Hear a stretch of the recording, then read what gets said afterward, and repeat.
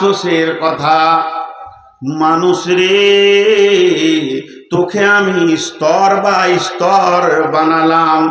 একবারে হাঁটু থেকে, গোড়ালি থেকে, পায়ের আঙুল থেকে, পায়ের পাতা থেকে, নাড়ি ভুঁড়ি নিচে দিলাম, কলিজাগুলো ওপরে দিলাম, ফ্যাপসাটাকে ওপরে দিলাম, হাড়ের প্রোটেকশন করে দিলাম যেন ক্ষতি না হয়।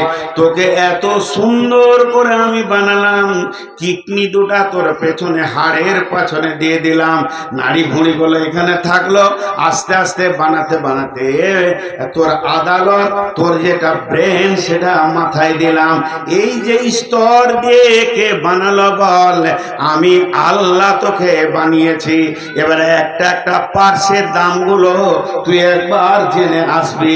আমার তোর পেছনে কত টাকা খরচা হয়েছে, কিডনির কত দাম, হাড়ের ফার্নিচারটা কত দাম, রগগুলো যে দিয়েছি হাজার হাজার রগ তোর ধরছে, এগুলো কত দাম, হৃৎপিণ্ডটা দিয়েছি তুই যেদিন থেকে জন্ম নিয়েছিস 54 বছর চলছে, দপ দপ করে চলছে।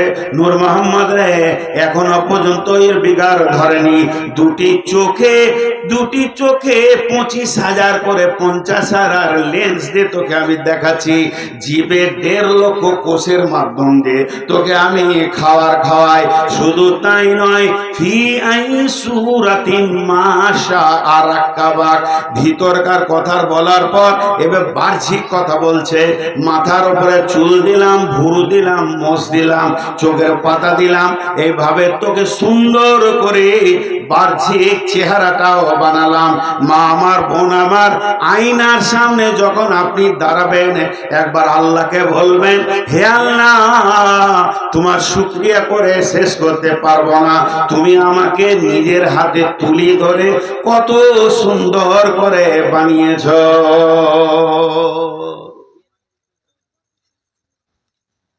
জি, আল্লাহ এত সুন্দর করে বানিয়েছেন, আল্লাহকে মনে রেখেছি। সূরা তওবার একটা আয়াত আবার চলে আসছে। এই আয়াতটা আমি পড়বো না, তাফসীরও করব না, খালি একটু অংশ বুঝিয়ে দেবো আপনাদেরকে। আমার গ্রামে আপনি গেছেন, আপনাকে ইমাম সাহেব মুসাফা করেছে, আমার গায়ে মজ্জেন করেছে, ইমাম করেছে, হাজি করেছে, গাজী করেছে, আর যাকে আশা করছিলেন সেই খালি করেনি, তাই এত রাগ। আল্লাহ বলছে, বান্দা তুই কত বড় বেঈমান, দেখ খালি তুই কত বড় বেঈমান। তুই একবার কাগজ কলম নিয়ে বস, তুই নিজেকে নিজেই বলবি আমি বেঈমান। বলে কেন? বিসমিল্লাহির রহমানির রহিম। قل إن كان آباؤكم وأبناؤكم وإخوانكم وأزواجكم وعشيرتكم وأموال اقترفتموها وتجارة تخشون كسادها ومساكن ترضونها أحب إليكم من الله ورسوله وجهاد في سبيله। হে বেঈমানের দল, তোরা ভালো করে দেখ, তোরা 8 জনকে সময় দিয়েছিস, 3 জনকে তোরা সময় দিসনি। তোকে তোর বাপ ডেকেছে, সময় দিয়ে দিলি, ভাই ডেকেছে, সময় দিয়ে দিলি, সন্তানের পেছনে সময় দিলি, বিবির পেছনে সময় দিলি, বন্ধুর পেছনে সময় দিলি, সন্তিচ মালের পেছনে সময় দিলি, অট্টালিকার পেছনে সময় দিলি। আর যে রাস্তা দিয়ে তোর টাকা আসে, চাকরি বাকরি, চাষবাস, ব্যবসা বাণিজ্যের পেছনে তুই সময় দিলি, খালি একজন তোকে ডেকে ডেকে পেল না, তার নাম আল্লাহ। আমি এত কিছু দেওয়ার পর তোকে ডেকে পেছি না, খালি 1 কাপ চা খাইয়েছেন নূর মোহাম্মদকে, কোথা না রতনপুরে। তাই আপনাকে মনে রাখতে হবে আমি আল্লাহ তোকে কত দিয়েছি, দেখ তোর কত মনে রাখা উচিত ছিল। কে কে ডেকেছে? বিবি বলছে খানিক সময় দাও, রাত 10টা থেকে ভোর 5টা পর্যন্ত বিবিকে দিয়ে দিলে, বিবি 5-7 ঘন্টা পেয়ে গেল।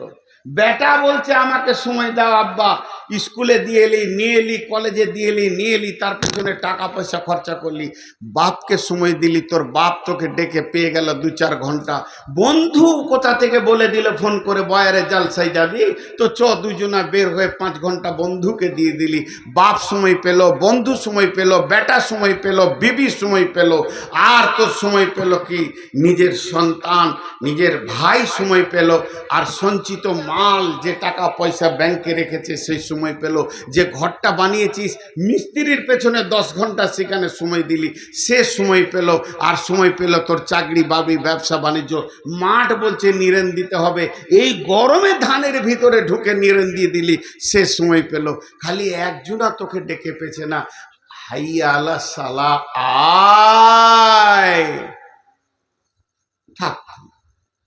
আল্লাহ বলছে আমি এতগুলো দিয়ে তোকে পেছি না, গোটা বডিটা দিয়ে পেলাম না, কত আফসোস বলেন তো। তোর মাথা থেকে পা পর্যন্ত গোটা বডিটা দিয়েছি আমি, আত্মাটা দিয়েছি আমি তোকে, এখনো পর্যন্ত তোর পেছনে খরচা করি, প্রতিদিন আল্লাহ নগদ ক্যাশ দেয় এক একজনকে 3 থেকে 4 কোটি টাকা, লাঞ্চ এটা ওটা অক্সিজেন সমস্ত আল্লাহ দিয়ে দেয়, কিন্তু আল্লাহ বলছে পেছি না। আল্লাহ বলছে শোন, এই বেয়াদবটা তুই কেন এত বড় বেয়াদব হয়েছিস কেন? শুধু একটি কারণ, দুইটি নয়, দুইটি নয়, দুইটি নয়।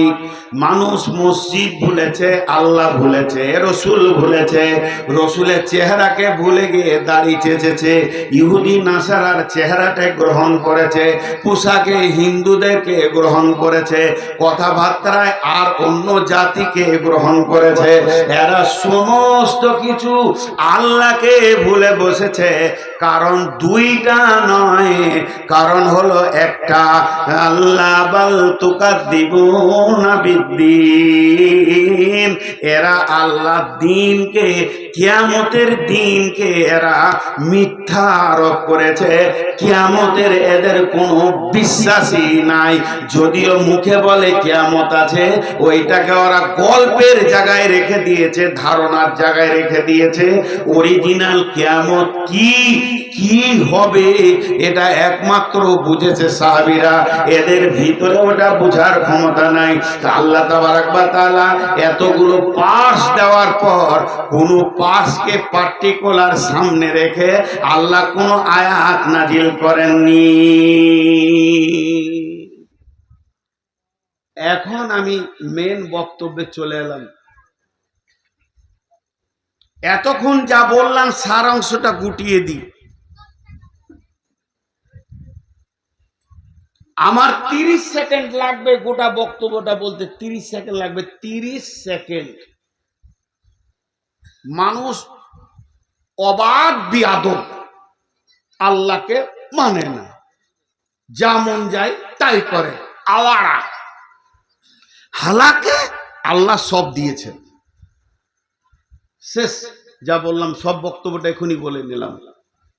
আরেকবার বলছি, মাথা থেকে পা পর্যন্ত আল্লাহ সব দিয়েছেন, হিরে থেকে জিরে পর্যন্ত, কিন্তু তাকে তাওয়াক্কা করে না, তাকে মানে না, তাকে কোনো গুরুত্ব দেয় না, যা হবে হোক, আর দেখে লিগা, যা পারবি করে লিগা। আল্লাহ বলছে আমার ক্ষমতা আছে, ক্ষমতা আছে, তোদেরকে ওই রাস্তায় হাঁটাচ্ছি, দিয়ে তার ক্ষমতার কিছু একটা অংশ আপনাদের সামনে আজকে তুলে ধরছি।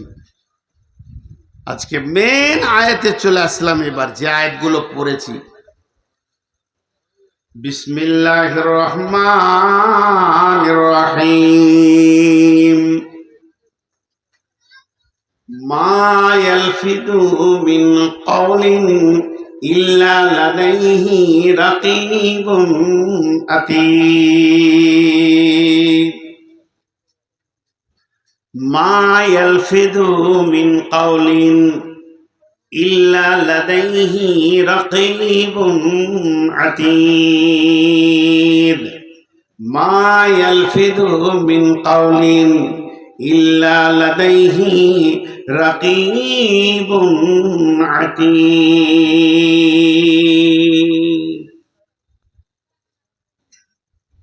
চেয়ারে বসে যে বক্তব্য রাখছে বেঈমান। এই আয়াতটা 3 বার পড়লাম। যদি আমার ভিতরে স্বচ্ছ পরিষ্কার ঈমান থাকতো তো আমি বেহুশ হয়ে যেতাম আর হুঁশে থাকতাম না। আপনি ব্যাংকে চলে যান, যে ব্যাংকের ম্যানেজারকে বলেন 2025 সালে জানুয়ারি মাসের 3 তারিখ থেকে 2026 সালে জানুয়ারি মাসের 2 তারিখ পর্যন্ত আমি কত লেনদেন করেছি, আমাকে স্টেটমেন্ট দেন। এমনি করে সুইচ মারবে, ডেটটা দিয়ে দিবে, সুইচ দিয়ে দেবে, কটকট কটকট কটকট করে বেরিয়ে যাবে। কাগজ ধরে নেবেন, কখন কোন তারিখে কটায় কত টাকা ঢুকেছে, কত টাকা বেরিয়েছে, কত টাকা ঢুকেছে, কত টাকা বেরিয়েছে, গোটা বছরের 365 দিনের হিসাব দিয়ে দিবে। যদি শব্দ ব্যবহার করছি, যদি আমরা আল্লাহকে বলি, আল্লাহ কিয়ামতের দিনে আমি পৃথিবী কত সেকেন্ড দেখেছি দু চোখে, যেদিন থেকে আমার চোখ খুলেছে, যেদিন আমার বন্ধ হয়েছে, কিংবা যতক্ষণ আমি ঘুমিয়েছি দেখি নাই, এগুলো বাদ দিয়ে কত সেকেন্ড দেখেছি, আল্লাহ হিসাব দিতে 1 সেকেন্ড লাগবে না, আপনার বলতে সময় লাগবে, আল্লাহ দিয়ে দেবে হিসাব। আমি যদি আল্লাহকে বলি, আল্লাহ আমার এই দুটো পা পৃথিবীর মাটিতে কবার ছুঁয়েছে, কত কদম হেঁটেছি, আল্লাহ দিয়ে দিতে পারবে। আমি যদি বলি আমার এই নাক কটা নিঃশ্বাস নিয়েছে আর কতগুলো অক্সিজেনকে কার্বন ডাই অক্সাইড করে ছেড়েছে, আল্লাহ দিয়ে দিতে পারবেন। যদি আমার বলি যে আমার হাতগুলো কতক্ষণ কাজ করেছে, আল্লাহ হিসাব দিয়ে দিতে পারবেন। যদি বলে আমার কান কত সেকেন্ড শুনেছে, আল্লাহ হিসাব দিতে পারবেন পারবেন পারবেন পারবেন পারবেন পারবেন। কথা শেষ। কিন্তু গোটা কোরআনের ভিতরে কান, চোখ, হাত, পা, এক কথায় আল্লাহ হিসাব দিতে পারবেন, শেষ। কিন্তু পার্টিকুলার কোনো আয়াত আসেনি, কিন্তু একটা পার্শ্বের উপরে আয়াত এসছে, তার নাম হলো জীব। তার নাম জীব, তার নাম জীব। আল্লাহ কি বলছেন সূরা কফের ভিতরে, এবার তর্জমাটা করছি। মা ইয়ালফিদু মিন কাওলিন ইল্লা লাদাইহি রাকিবুন আতীদ। হে গোলামের দল, তোমার জবান এমন একটা শব্দ ব্যবহার করে না যে শব্দটা আমার কাছে আমার সংরক্ষণকারী সংরক্ষণ করে না। তুমি যে শব্দ ব্যবহার করো সঙ্গে সঙ্গে সংরক্ষণ হয়ে যায়, লিখিত হয়ে যায়, লিপিবদ্ধ হয়ে যায়। কিরামান কাতিবিন, সম্মানীয় লেখক আছে, তারা সেটাকে নোট করে নেয়। আল্লাহ কোনো আয়াতে বলেনি যে তুই য কদম চলিস লিখিত হয়ে যায়, যটা শ্বাস লিস লিখিত হয়ে যায়, যটা নজর দেখিস লিখিত হয়ে যায়। এত না বলে শুধু জীবটাকে ধরেছে। জীব, আল্লাহ এই আঙ্গুলটা দিয়েছে, দেখেন সবাই হাত দিয়ে, এর ভিতরে হাড় দিয়েছে, শেষটাতে হাড় দেয়নি, তা খানিকটা নখ দিয়ে এটাকে ফোল্ডিং করেছে। এটা শক্ত, ভালো শক্ত আছে। কাউকে যদি এরকম মারি তো আর বুকের হাড় ফাটিয়ে দেবো। আপনি যদি আমাকে মারেন তো আমার বুকের হাড় ফেটে যাবে। সামান্য সরু সরু আঙ্গুলে হাড় দিয়ে মজবুত করেছে, কিন্তু জিভটাতে একটা হাড়ও দেয়নি গো, এত নরম। টিপে দেখেন, গোটা শরীরের মাংসগুলো হাত দেন, সারা শরীরে যত মাংস আছে জীবের মতো নরম মাংস কোথাও নাই। 1.5 লক্ষ কোষ দিয়ে তৈরি করেছে আল্লাহ। দিয়ে এই জীবটার দিকে আঙুল তুলে বলছে, ওটা হিলবে তো আমার কলম চলবে। তুই খালি হিলা, রাস্তায় যেতে যেতে তোর পায়ে টক্কর লেগেছে, উফ লিখে দিলে, উফ করেছিস একবার। তোর জীব হিলবে, আমার কলম চলবে। তোর জীবের জন্য আমার ভালো স্পেশাল লোক রেখে দিয়েছি। হাই আল্লাহ, আল্লাহ এই জীবকে এত কেন আপনি গ্রেফতার করছেন? জীবের প্রতি আপনার এত তীক্ষ্ণ দৃষ্টি কেন? বলছে শোন, তোর হাতের আঙ্গুলে হাড় আছে, কারো বুকে মারিস তো ওর হাড় ফেটে যাবে। জিভে হাড় নাই, কিন্তু জিভ দিয়ে কলজে ফাটানো হবে। জীব এত জায়গা ভিতরে ঢুকবে যে কলজে ফাটিয়ে দেবে। জীব কন্ট্রোল কর।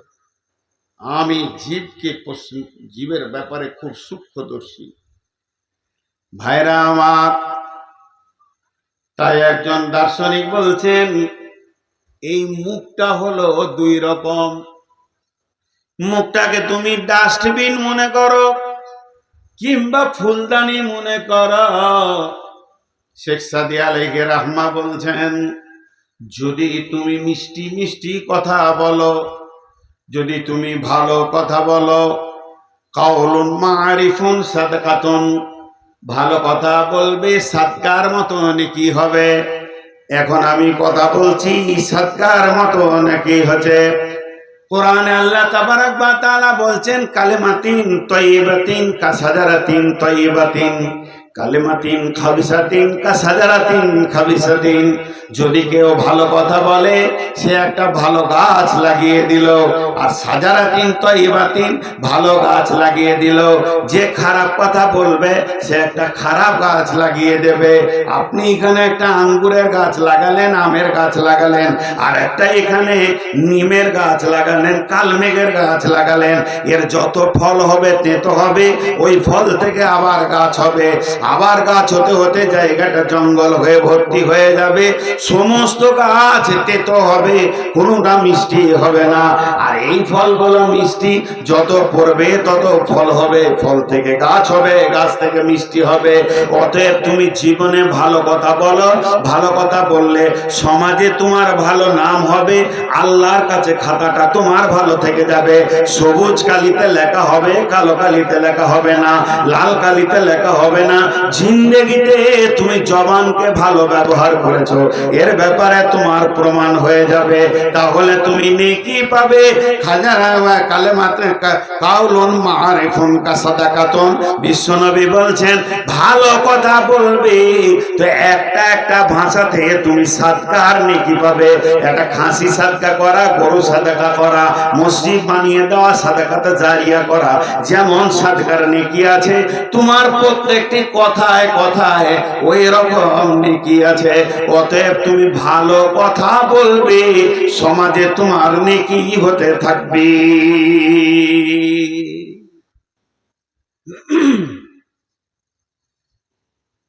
ছোট্ট একটা কথা বলছি, সবাই মনে মনে করবেন, দেখবেন কথাটা ঠিক না ভুল। পয়সা দিয়ে গোলাম কিনা যায়, গোলামের মন কেনা যায় না। গরিব মানুষ, তার পেটে অভাব আছে, তাই আপনার ঘরে সে হুমড়ে এসে পড়ে কাজ করছে পয়সার বিনিময়ে। তো পয়সা দিয়ে গোলাম কেনা যায়, গোলামের মন কেনা যায় না। কিন্তু মিষ্টি ভাষা দিয়ে বাদশাকে গোলাম বানানো যায়। মিষ্টি ভাষার এত মূল্য, বাদশা আপনার গোলাম হবে। হাজি ভাই, শিক্ষিত ছেলেরা বসে আছেন, আপনারা বেশি দামি তাই নিচে বসে আছেন, আমি কম দামি তাই উপরে আছি। একবার বলেন, যারা এমএসসি, বিএ, গ্র্যাজুয়েশন, মাস্টার্স করেছেন, তারপরে যত রকম ডিগ্রি করতে হয় করেছেন, বিএড করেছেন, চাকরি পেয়েছেন না। চাকরি পাওয়া কত কঠিন।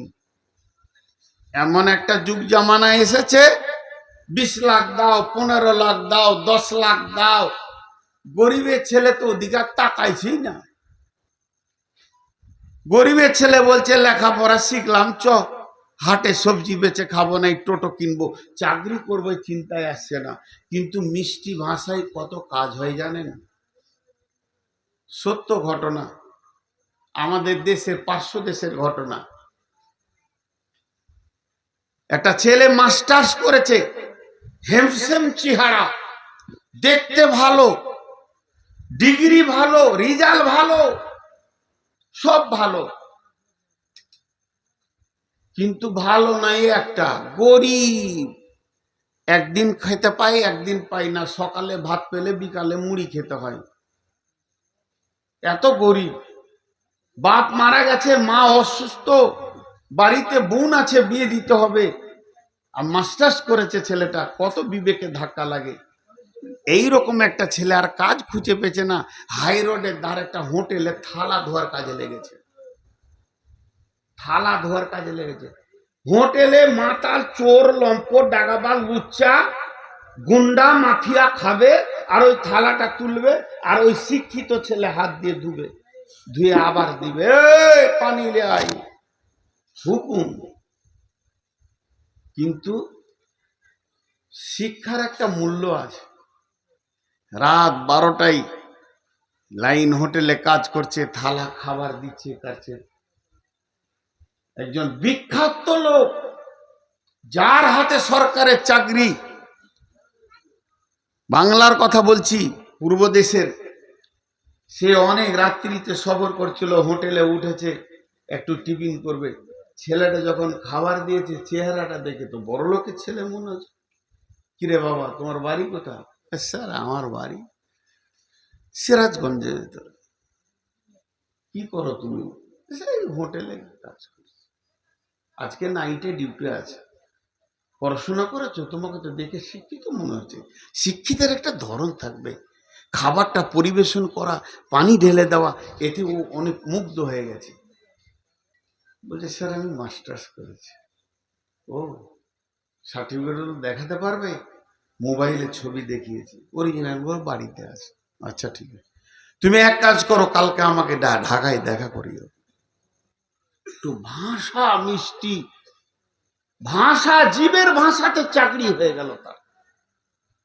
60,000 টাকা বেতনের চাকরি হয়েছিল, 3,000 টাকায় থালা ধুছিল, 60,000 টাকার চাকরি হলো।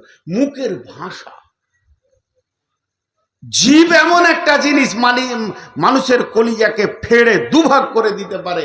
জীব এমন একটা জিনিস, চোখের পানিতে অঝরে কাঁদছে সেই লোকটাকে সান্ত্বনা দিয়ে তার বুকের বল বাড়িয়ে দিতে পারে, এর নাম জীব।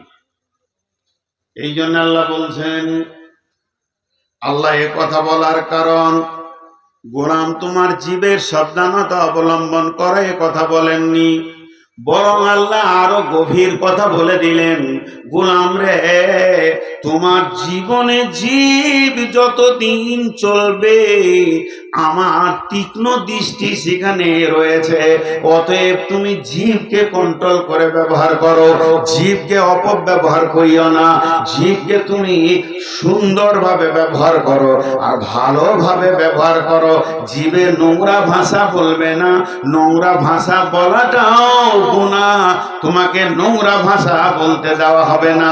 তুমি জীবকে পবিত্র রাখবে, আর জীবের ওপর দিয়ে তোমার জিন্দেগির মানদণ্ডকে, ব্যবহারকে বোঝা যাবে। জীব একটা এমন জিনিস, মানুষের চরিত্রের সমস্ত বিকাশটা জীবের ভিতরে লুকানো আছে।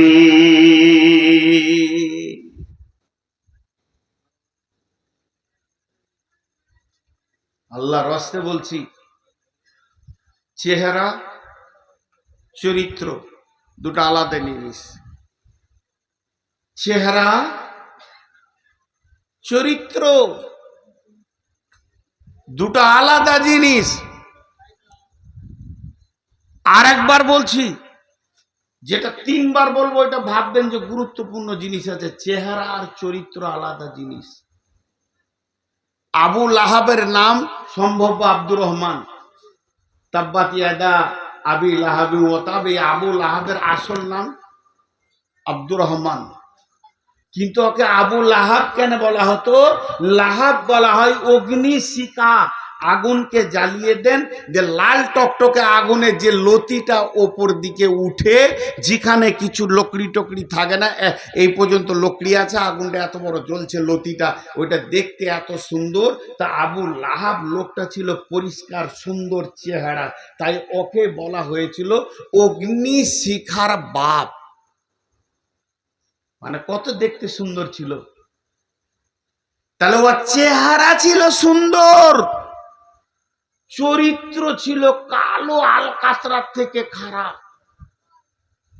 ওর চেহারাতে মানুষকে প্রভাব করতে পারেনি, ওর চরিত্র নোংরা ছিল বলি যেদিন ও মারা গেছে ওর লাশ তোলার জন্য কেউ যায় না, ঘৃণাতে যায় না, গা ফোঁটা দেয় না, আল্লাহর লানতে যায় না, লাঠি করে খুঁচে খুঁচে ওকে কবরে ফেলেছে।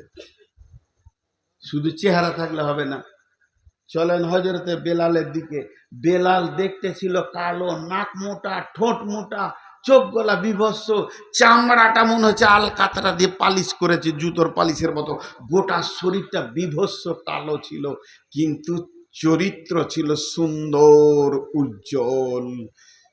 বেলালের নামে সারা পৃথিবীর মানুষ আনন্দিত হয়, তাকে বুকে জড়িয়ে নিতে মন যায়। এখন যদি ওই কালো বেলাল একবার এই মহফিলে আসে, আপনারা জালসা ছেড়ে দিয়ে তাকে বুকে জড়িয়ে ধরবেন, বেলাল ভালো আছো, তুমি রসুলের ইমামতির মসজিদ। কেন? চরিত্র আলাদা জিনিস আর চেহারা আলাদা জিনিস। তাহলে চরিত্র ভালো কখন হয়? চরিত্র থাকে জীবের সঙ্গে জড়িয়ে, এগুলো দর্শন তত্ত্ব বলছি। চরিত্র থাকে জীবের সঙ্গে জড়িয়ে, চরিত্র থাকে জীবের সঙ্গে জড়িয়ে। কেমন করে বুঝাবো বুঝতে পারছি না। আমি একটা লুঙ্গি পরে আছি, একটা গেঞ্জি পরে আছি, একটা জামা পরে আছি, আর একটা টুপি পরে আছি, আপনাদের সামনে দিয়ে বক্তব্য রাখছি। আপনারা নিয়ত করলেন নূর মোহাম্মদকে বেজ্জতি করব, ন্যাংটা করব। নূর মোহাম্মদকে ন্যাংটা করব, আমার দেহটাকে ন্যাংটা করবেন। সবাই মিলে এসে আমাকে ধরে জামা ছিঁড়ে, লুঙ্গি টাকার যা ছিল গেঞ্জি ছিঁড়ে, টুপি নিয়ে পালিয়ে গেলেন। আমি ন্যাংটা হয়ে গেলাম সমাজে, আমি সমাজে ন্যাংটা হয়ে গেলাম, আমার গায়ে কাপড় নাই, আমি বেজ্জতি হয়ে গেলাম। আপনারা চাইলেন, আমাকে বেজ্জতি করে দিলেন, আমি ন্যাংটা হয়ে গেলাম। এটা দেহটা ন্যাংটা হলো, আমার চরিত্র ন্যাংটা হয়নি। আরেকবার বলছি, এটা আমার দেহটা ন্যাংটা হলো, কিন্তু আমার চরিত্র ন্যাংটা হয়নি।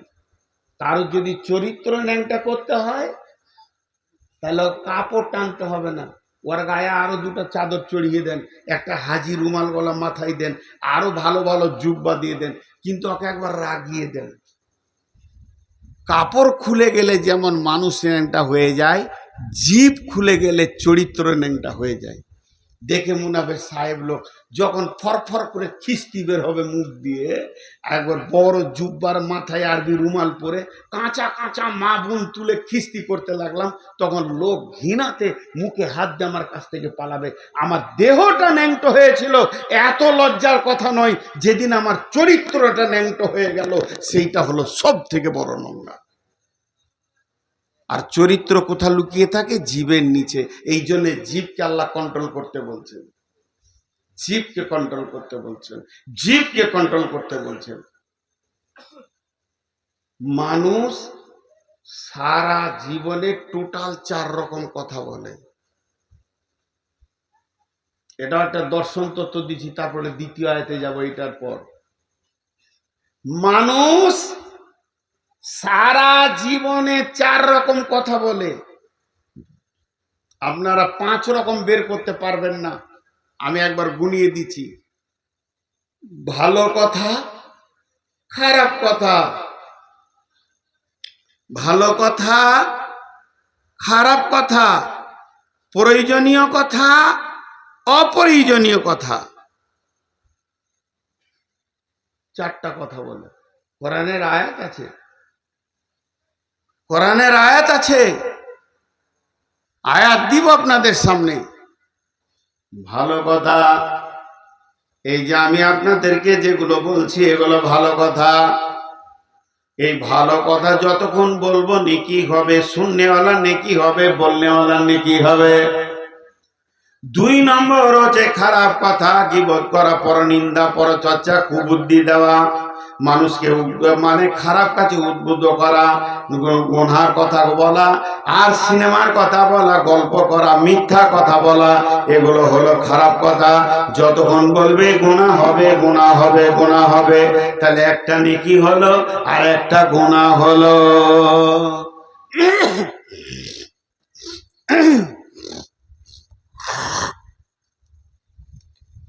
পোকা ঢুকে যাচ্ছে গো,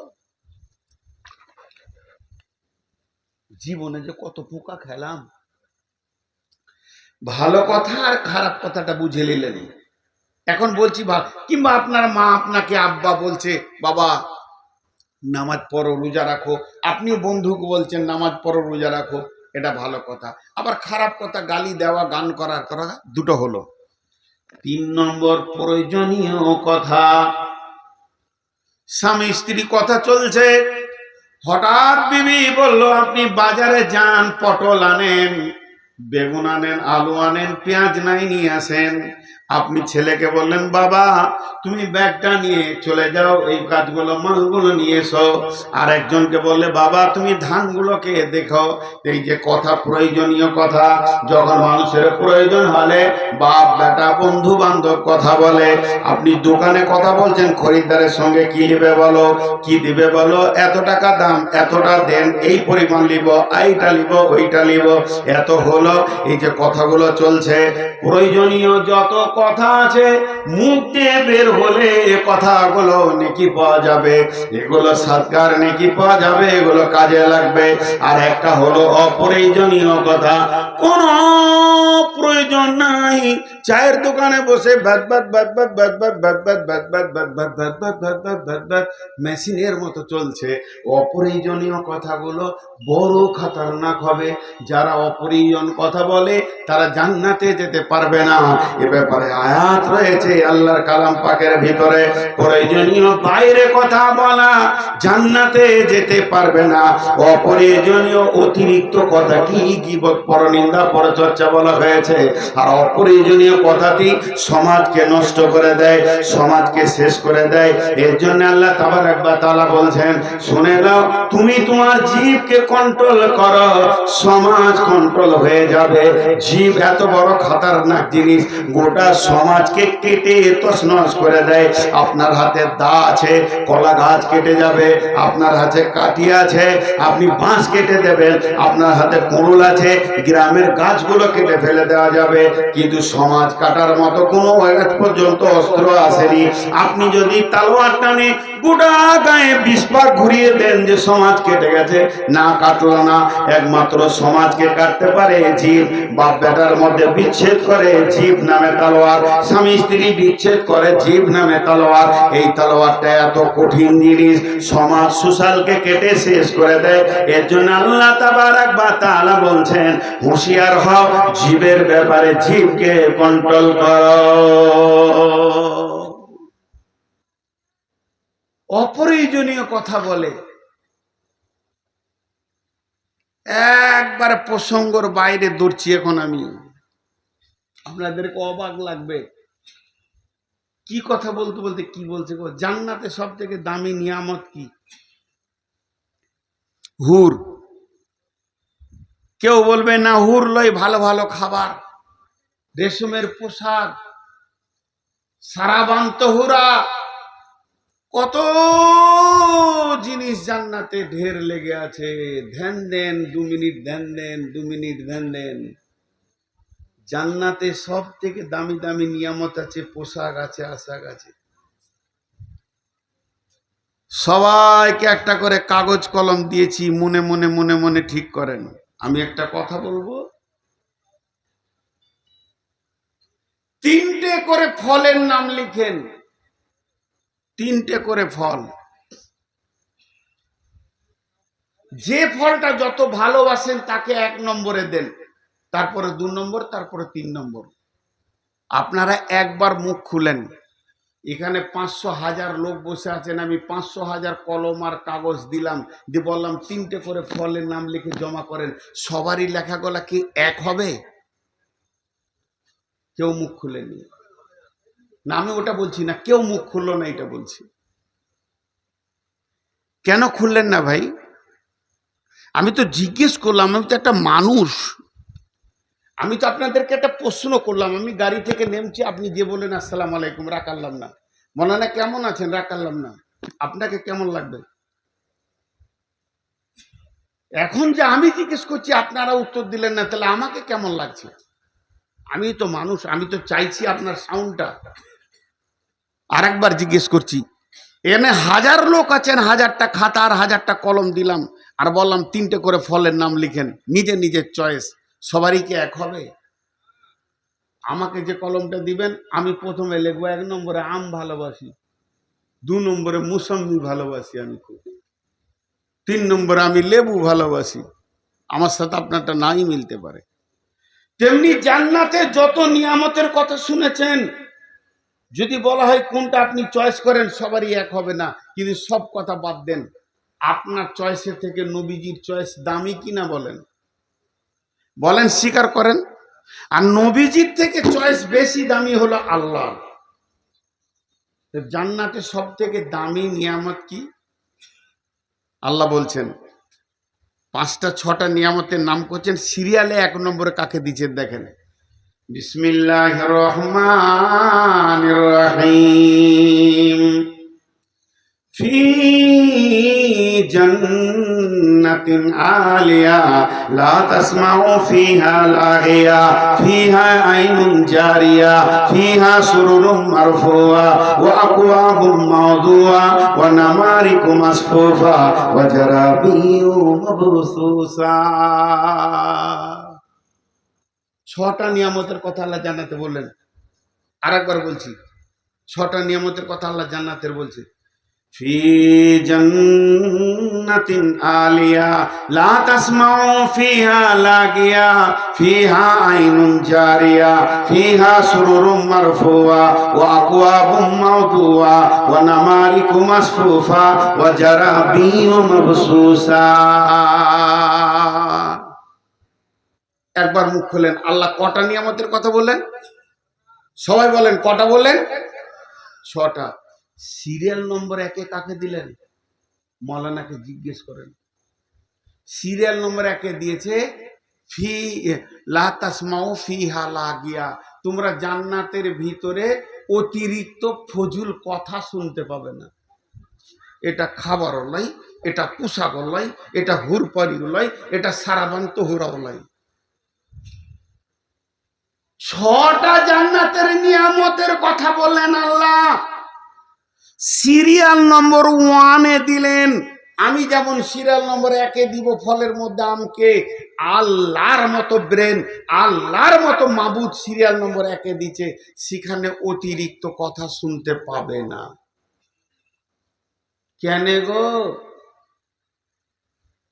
আবার সূরা নাবাতে আছে লা তাসমাউ ফিহা লাগওয়াও ওয়ালা কিযাবা, সেখানে অতিরিক্ত কথা শুনতে পাবে না, মিথ্যা কথাও শুনতে পাবে না।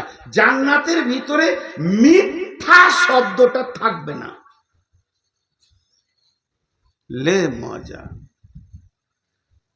অতিরিক্ত কথা থাকবে না, মিথ্যা কথা থাকবে না। আরেকবার বলছি, অতিরিক্ত কথা থাকবে না, মিথ্যা কথা থাকবে না। থাকবে কি? কিলান সালামান সালাম, সালাম আলাইকুম, সালাম আলাইকুম, সালাম আলাইকুম। এবার বলেন, অতিরিক্ত কথা থাকবে না, মিথ্যা কথা থাকবে না। অতিরিক্ত কথা থাকবে না, মিথ্যা থাকবে না। আমি বলছি মানে এর মধ্যে গুরুত্ব আছে। অতিরিক্ত কথা থাকবে না, মিথ্যা কথা থাকবে না। একটু পেছিয়ে যায়, আমার নাম নূর মোহাম্মদ, আমার আব্বার নাম ইরফান, তার বাপের নাম নূর মোহাম্মদ, আমার বাপ তার বাপের নামটা আমাকে দিয়েছে, আমার দাদর 8 দিন পর, আমি মরার 8 দিন পরে আমার জন্ম, সেই জন্য দিয়েছে। তাহলে প্রথম আমার নাম নূর মোহাম্মদ, এর পেছনে আছে ইরফান, তার পেছনে আছে নূর মোহাম্মদ, তার পেছনে অয়জুদ্দিন। তাহলে মিথ্যা কথা থাকবে না, আর অতিরিক্ত কথা থাকবে না। এর পেছনে কে আছে? মিথ্যা আর অতিরিক্ত কথা এর বাপকে, এর বাপ হচ্ছে মিথ্যুক, এর বাপ হচ্ছে ফজুল বকনেওয়ালা। তার মানে কি? ফজুল বকনেওয়ালাই তো জান্নাতে যাবে না, মিথ্যুকই তো জান্নাতে যাবে না। তা মিথ্যা থাকবে কেমন করে? এবার ছেড়ে দেবো ভাই।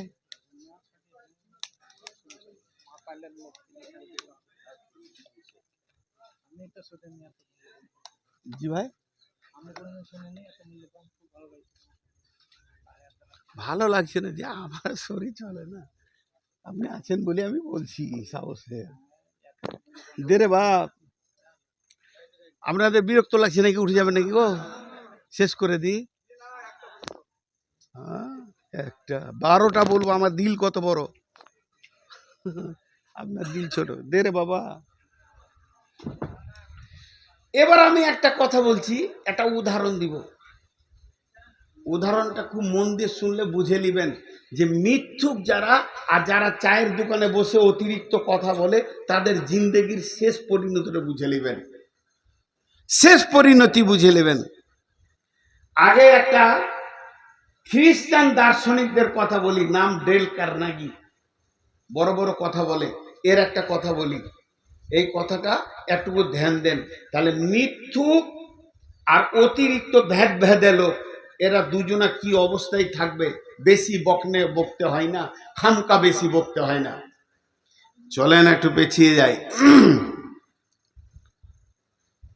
সারা বিশ্বে যত ঝগড়া, মারামারি, কাটাকাটি, লাঠালাঠি, মার্ডার, যত খুনোখুনি, স্বামী স্ত্রী বিচ্ছেদ, বাপ বেটা বিচ্ছেদ, মা বেটা বিচ্ছেদ, মা বেটি বিচ্ছেদ, বনে বনে বিচ্ছেদ, ভাই ভাই বিচ্ছেদ, যত ঝগড়া, পাড়া প্রতিবেশী, আজ পর্যন্ত যতগুলো কেস নিষ্পত্তি হয়ে গেছে হযরত আদম থেকে নিয়ে, আর যতগুলো কেস এখনো পর্যন্ত হ্যাঙ্গিং আছে, মানে চলছে কোর্টে, এরপরে যতগুলো কেস হবে, আরেকবার বলে দিই, সারা পৃথিবীতে যত মার্ডার, যত কাটাকাটি, যত খুনোখুনি, যত মারামারি, ফাটাফাটি, ঝগড়া, বিবাদ, লাঠালাঠি, মার্ডার, মানে ফাটাফাটি হয়ে গেছে, যত বিচ্ছেদ, বাপ বেটা বিচ্ছেদ, ভাই ভাই বিচ্ছেদ, ভাই বোনে বিচ্ছেদ, স্বামী স্ত্রী বিচ্ছেদ, বাপ বেটা বিচ্ছেদ, যত বিচ্ছেদ ঘটেছে পাড়া প্রতিবেশী, সারা পৃথিবীতে যত কেস আজ পর্যন্ত নিষ্পত্তি হয়ে গেছে, যত কেস ঝুলছে, পরবর্তী কিয়ামত পর্যন্ত যত কেস হবে, সব একটা বীজ থেকে হবে অতিরিক্ত কথা। এটা বলেছেন কে? ডেল কার্নেগি, একজন খ্রিস্টান দার্শনিক। অতিরিক্ত কথা থেকে মার্ডার কিন্তু ভুজালি দিয়ে, পিস্তল দিয়ে হয় না, মার্ডার হয় জিভ থেকে। আগে জিভ খুলে, তারপরে পিস্তল চলে, তারপরে ছুরি চলে, তারপরে হ্যাঁসোয়া চলে, তারপরে রামদা চলে, তারপরে কোড়াল চলে। প্রথম জিভ দিয়ে শুরু হয়। একজন বলেছে ফাহেসা শুরু হতি হয় আঁখ সে, আরো খতম হতি হয় শরমগা সে। যত ব্যভিচার আছে চোখ দিয়ে শুরু হয়, শরমগা দিয়ে শেষ হয়। প্রথমে চোখে দেখে, তারপরে কাজ আরম্ভ হয়, দিয়ে শরমগা দিয়ে কাজটা শেষ হয়ে যায়। তেমনি যত পৃথিবীতে মার্ডার নিষ্পত্তি, আজ পৃথিবী অশান্তি শুধু একটা পার্সের জন্য, তার নাম জীব, তার নাম জীব। এবারে যে কথাটা আপনাদেরকে বলতে চলেছি এখন, জান্নাতের কথাটা। এই বয়ার গ্রামে 25টা ডাকাত বাস করে, ডিস্টার্ব নাই। লুচ্চা বাস করে 50টা, ডিস্টার্ব নাই। তারা পাপি পাপি পাপি পাপি পাপি, কাবিরা গোনা কাবিরা গোনা কাবিরা গোনা কাবিরা গোনা, কিন্তু গাঁও শান্তি হবে না। 20টা চোর বাস করে, গাঁয়ের লোক শান্তিতে থাকবে। সে চুরি করবে, যা করবে করবে, গাঁকে করবে না। রান্ডি বাস করে, বেশ্যা বাস করে 50টা, সমাজ নষ্ট হবে, সব হবে, কিন্তু অশান্তি শুরু হবে না। খালি 20টা লাগবে না, 2টো লাগবে না, 3টে যদি অতিরিক্ত ভেদানি লোক থাকে, গোটা গাঁকে অশান্তি করে দেবে, 50টা মার্ডার করে। জীব এত খাতারনাক। এবার যেদিন কিয়ামতের দিন হবে, একটা উদাহরণ দিচ্ছি শুনেন। আজকে এই জালসা চলছে, জালসার উপলক্ষে কমিটি নতুন খাসির মাংস এনেছে। খাসির মাংস প্রত্যেক জনের বাড়িতে এখন আছে 500 করে 10 কেজি এক জায়গায় জমা করলো, মেহমানদেরকে খাওয়াবো। এই হাঁড়িতে ভরে দিল মাংসটা, তারপরে তেল দিয়ে দিল, আর যখন চুলাতে ওভেনে গ্যাসে চাপিয়ে দিল, ওই মাংসটা রান্না শুরু হয়ে গেল। সর্ষে তেল এসে বলছে ঢুকবো, বাবুর্চিকে জিজ্ঞেস করছে, বলছে ঢুকে যা, তুই ঢুকলে মজা বাড়বে। ঘি বলছে ঢুকবো আমি, ঢোক, পারমিশন দিছে। সূর্যমুখী তেল বলছে ঢুকবো, ঢোক। সয়াবিনের তেল বলছে আমি ঢুকবো হাঁড়ির ভিতরে, ঢোক। সবাইকে পারমিশন দিল, কিন্তু কিরোসিন এসে বলছে আমি 50 গ্রাম ঢুকবো। বাবুর্চি বলছে খবরদার না, ভিতরকার পরিবেশটা নষ্ট হয়ে যাবে। তুই এত ভ্যাদ ভ্যাদানি মাল, তোকে যদি ওই পরিবেশে ভরে দিই গোটা হাঁড়িটাই নষ্ট হয়ে যাবে। পারমিশন পেল না। মরিচ বলছে যাব, বলছে তুই চলে যা, মজা বাড়বে। ধুনিয়া বলছে যাব, যা। এবার আবার কিনা জিরে বলছে আমি যাব, বলে চলে যা। হলুদ বলছে আমি যাব, চলে যা। বাবুর্চি সবাইকে ঢুকতে দিল। নিমের পাতা বলছে আমাকে যেতে দাও, বলে তোমাকে ঢুকতে দেওয়া হবে না, সব নষ্ট হয়ে যাবে। ওই জান্নাত যখন হয়ে যাবে, জান্নাতে সমস্ত মানুষ কিয়ামতের ময়দান থেকে দল দল করে যাবে। আল্লাহ বলবে বান্দা যাও, বান্দা যাও, বান্দা যাও, বান্দা যাও। কিন্তু যারা অতিরিক্ত কথা পৃথিবীতে বলে, বিনা কারণে চায়ের দোকানে বসে, যাদের জীব অবাক ফায়সা কথা বলে, মিথ্যা কথা বলে, ওদেরকে জান্নাতে যেতে দেওয়া হবে না। কারণ ওদের কারণে এই পৃথিবীটা সমস্ত বেকার হয়ে কেস কাচারিতে ভর্তি হয়ে গেছে। এটাকে অশান্তি করে রেখেছে ওরা। আবার যদি ওই গীবত করনে ওরা জান্নাতে ঢুকে যায়, সে জান্নাত তো নষ্ট হয়ে যাবে।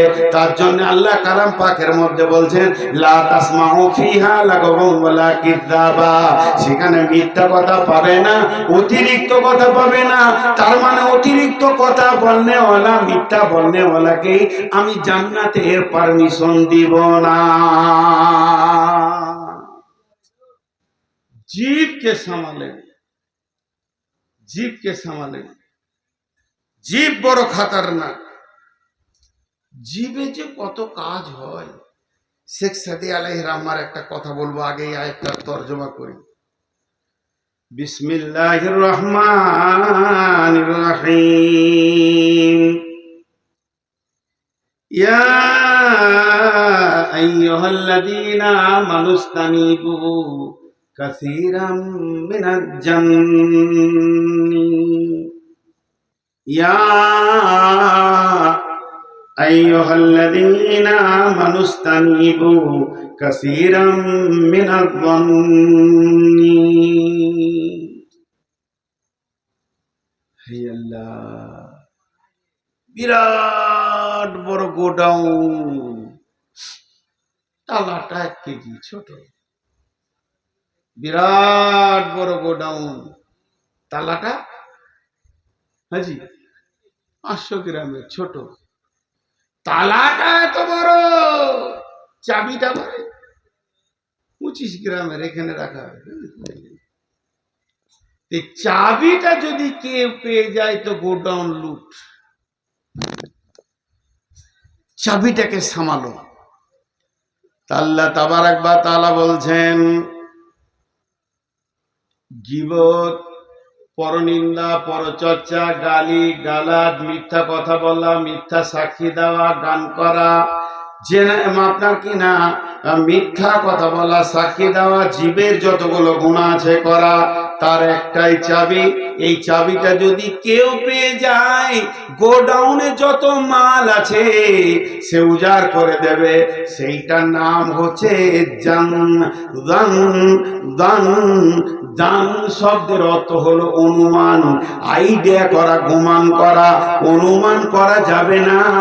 আল্লাহ বলছেন ইয়া আইয়ুহাল্লাযীনা আমানু, ইয়া আইয়ুহাল্লাযীনা আমানুস্তানিবু কাসীরাম মিনাজ জান্নি ইন্না বা'দাজ জান্নি ইসমুন। ইয়া আইয়ুহাল্লাযীনা আমানু, হে ঈমানদারেরা, ইজতানিবু, বাঁচো বাঁচো বাঁচো, তুমি নিজেকে বাঁচাও। কাসীরাম মিনাজ জান্নি, কিছু অনুমান থেকে, কিছু অনুমান থেকে, কিছু আইডিয়া থেকে, কিছু আইডিয়া থেকে নিজেকে বাঁচাও। ইন্না বা'দাজ জান্নি ইসমুন, এমন কিছু আইডিয়া আছে, অনুমান আছে, যেগুলো হলো কাবিরা গুনাহ।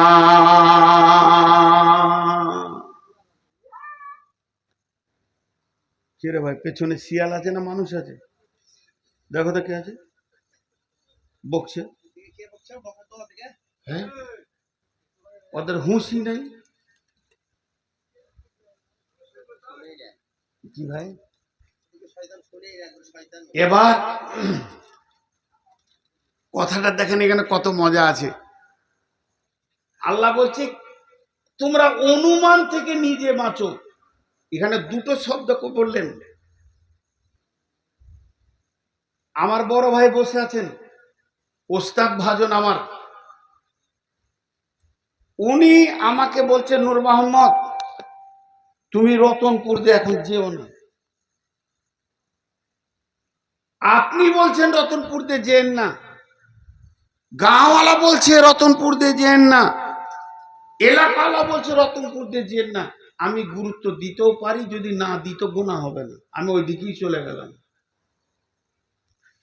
কিন্তু আল্লাহ বলছেন তুই দিকে যাবি না, আমি যেতে পারবো? একবার বলেন পারবো?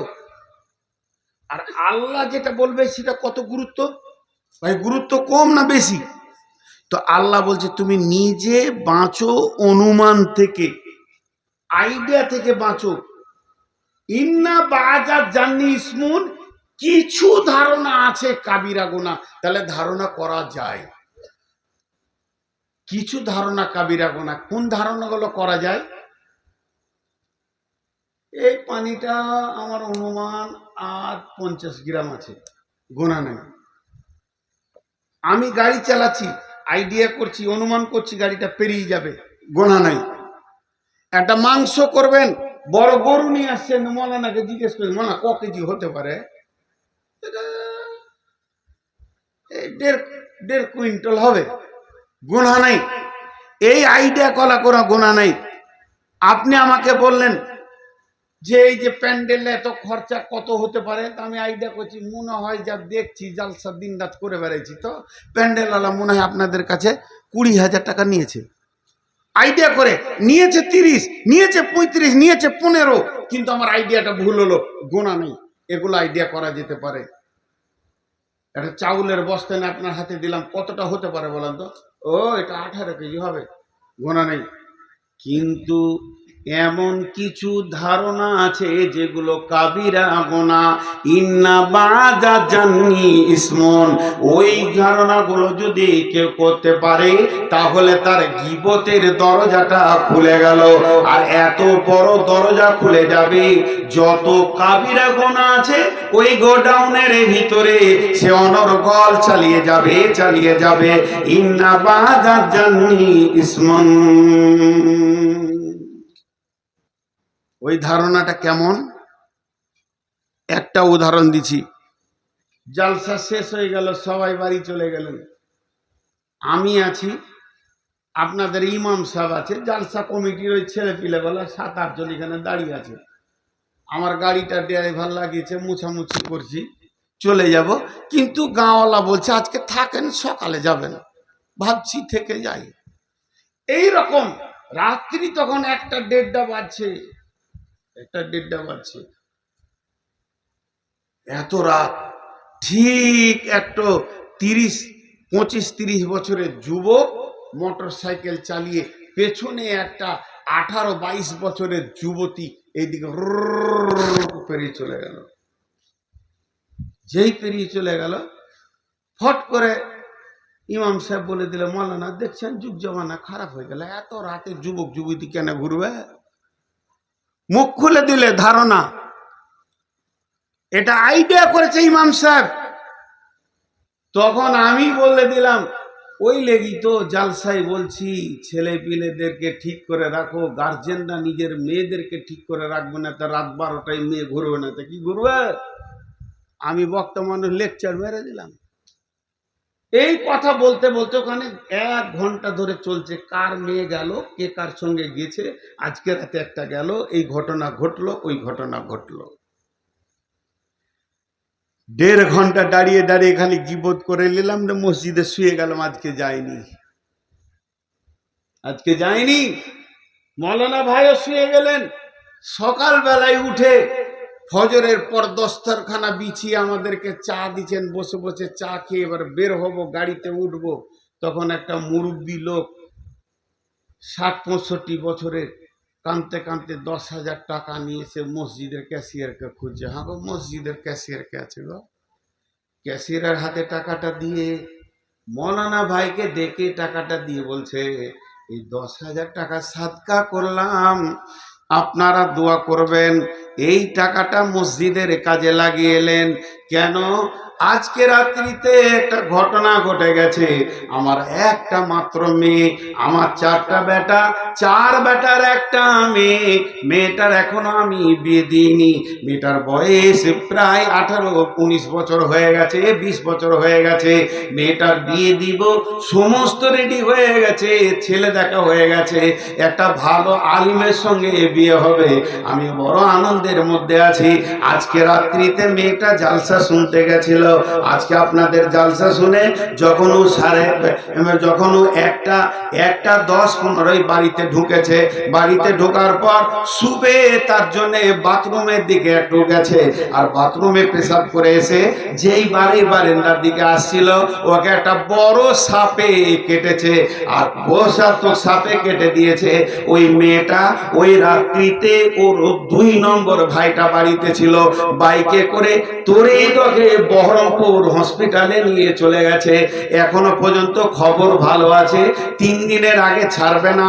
আমি সাদকা করলাম, আপনারা দোয়া করবেন যেন আমার মেয়েটি বেঁচে যায়। আমার একটা মেয়ে, বয়স্ক মানুষটা কাঁদছে, হাজি রাতে যে 1 ঘন্টা আলোচনা করেছি, তোরা এবার কি করবি? তোরা এবার কি করবি? ভাই বোনে হসপিটাল গেছে, বোনকে তাড়াতাড়ি হসপিটালে ভরেছে, ভাই পাশেই শুয়ে আছে যে বোনটা আমার চলে গেল নাকি দুনিয়া থেকে। আল্লাহ বলছে, তুই ধারণা করতে যাবি কেন? তুই ধারণা করার কে? তুই কে? তোর ভালো করতে পারবি না, খারাপও করতে পারবি না, তুই হিসাব বলিবি না, জান্নাত তোর হাতে নেই, জাহান্নাম তোর হাতে নেই, তুই ধারণা করবি কেন? নিজের গলায় তুই বোঝা চাপাবি কেন? তর্কের খাতির আবার একটা খারাপ কথা বলবো, খারাপ কথা, খুব খারাপ কথা, শুনে কেউ আবার জুতা ছুঁড়ে দিয়েন না। গোটা গাঁয়ের লোক খালি বয়ারে বলছে নূর মোহাম্মদ মদ খায়। আমি মদ খাই, ও জালসা করে কি করবে? আমার গীবত করছে গোটা গাঁ, ওই মসজিদে, ওইখানে, ওই চায়ের দোকানে, তো মদ খাই, ও তো মদ খাই, ও তো মদ খাই। আমি একবার বলছি, আমি মদ খেলাম তো তোর কি? এর উত্তর কি দিবেন? আমি মদ খেলাম তো তোর কি? কিছু আছে উত্তর? তোর হাতে আমার জান্নাতও নেই, জাহান্নামও নেই। যার হাতে আমার জান্নাত জাহান্নাম, ও বলছে তুই খালি একবার কান, আমি মাফ করে দিব। তোর কি? তোর কি? এটা উত্তর দে। তুই যে ভ্যাক ভ্যাক ভ্যাক ভ্যাক ভ্যাক ভ্যাক ভ্যাক ভ্যাক করে জিপ চালাচ্ছিস, চার দোকানে চালাচ্ছিস, পানের দোকানে চালাচ্ছিস, মসজিদে চালাচ্ছিস, তুই আর কোথাও চালাচ্ছিস, তুই আর কোথাও চালাচ্ছিস, তুই আর কোথাও চালাচ্ছিস, তুই মার্কেটকে জানিয়ে দিলি, দুনিয়াকে জানিয়ে দিলি, গাঁওয়ালায় জানিয়ে দিলি, ফেসবুকে দিয়ে দিলি। বেশিরভাগ ফেসবুকওয়ালারা মানুষকে বেজ্জতি করে, এরা তৈরি হয়ে থাকো। তুই যে এতগুলো কাজ করলি, তোর কি? আজকে আমি মদ খেয়েছি, কাল খেয়েছি, পরশু দিন রাত্রে হঠাৎ আমি কাঁদছি, আল্লাহ তুই মাফ করে দে, নাইলে আমার কেউ নাই। আল্লাহ বললে মাফ, তোর কি? তুই কি করতে নিয়ে কোথায় যাবি বল? আমি মদ খেয়েছি, আমি আল্লাহর কাছে মাফ চাইছি, আজকে রাতে এত কাঁদা কাঁদছি, আল্লাহ তুই মাফ করে দে, আল্লাহ আমাকে মাফ করেছে। আপনি কার কাছে মাফ চাবেন? আল্লাহর কাছে। গীবত কিন্তু হাক্কুল ইবাদ, আপনাকে মাফ আমার কাছে চাইতে। কার বেশি মুশকিল? যে জিনা করেছে বেশি মুশকিল করেছে, না যে জিনার কথা লোককে বলে বেড়াচ্ছে সে বেশি মুশকিল করেছে?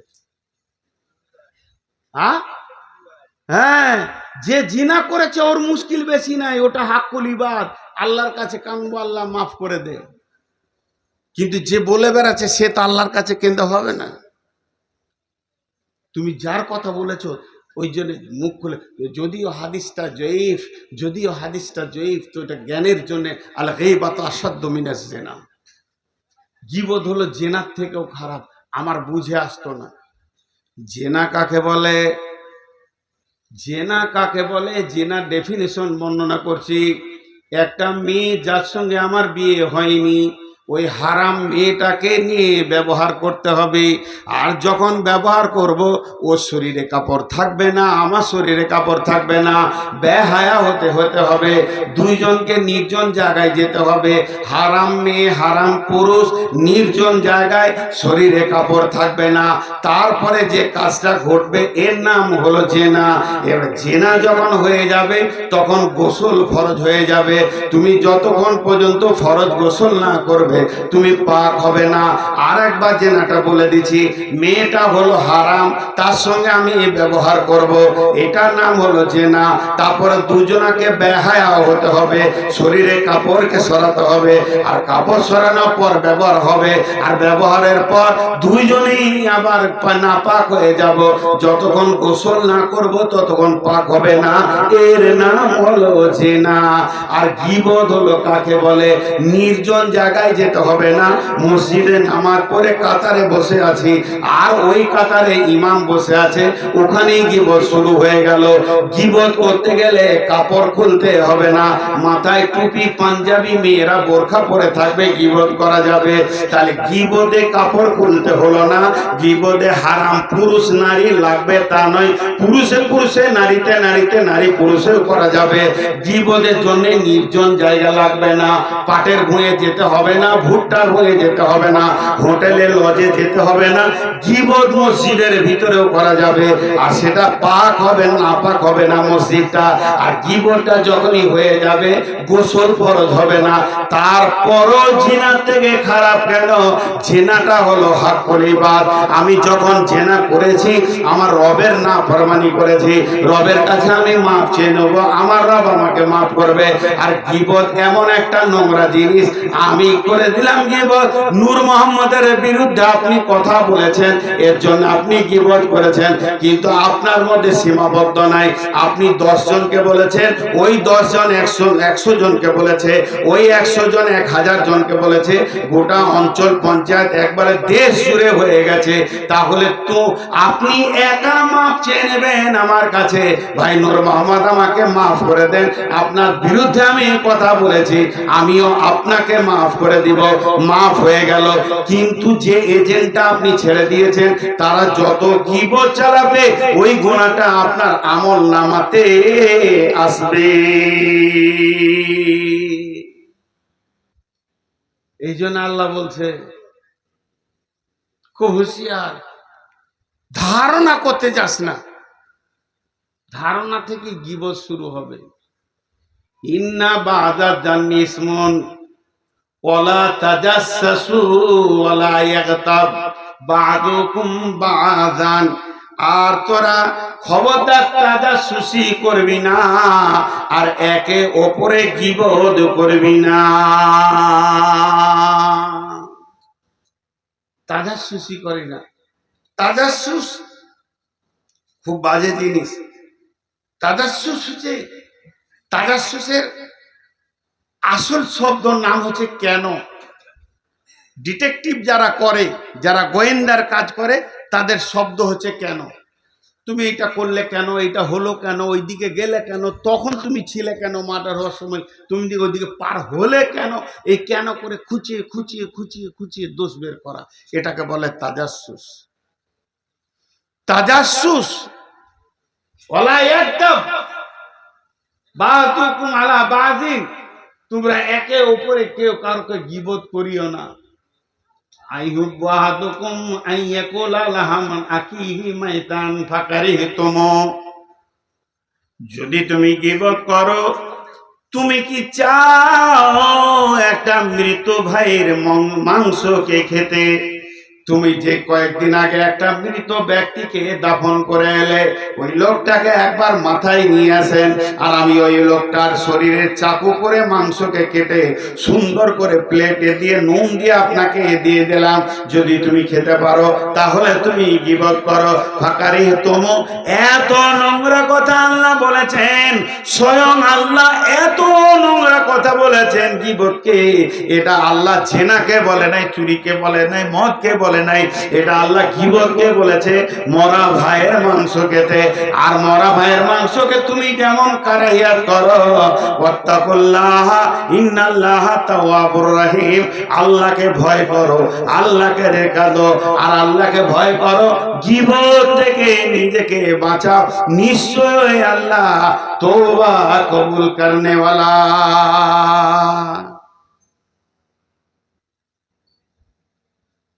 अल्लाह तौबा कबूल करने वाला, रहम करने वाला।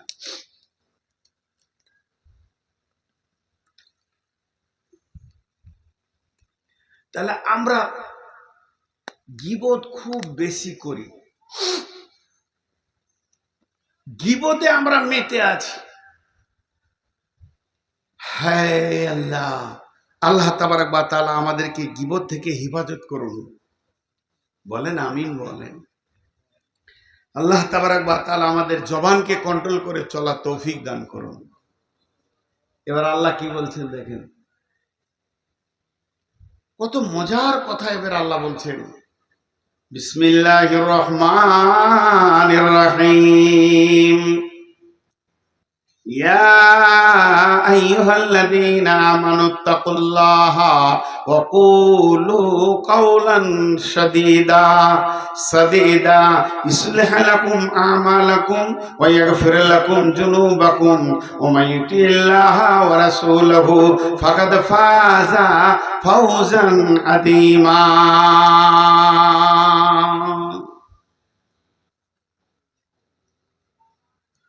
একটুকু মনোযোগ দেন। লোক উঠছে, আর লোক উঠলে মানুষের বক্তাদের মন ভাঙে। এই পেছনকার ফ্যানটা বন্ধ করতে বলেন,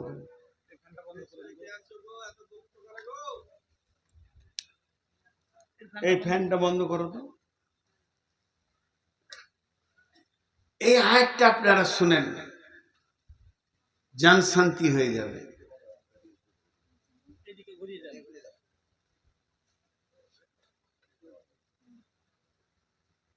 একটা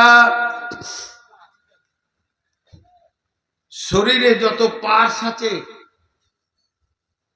সব পার্টস গুণা করে। বেশ কিছু পার্টস আছে যে পার্টস গুলো গুণা করে।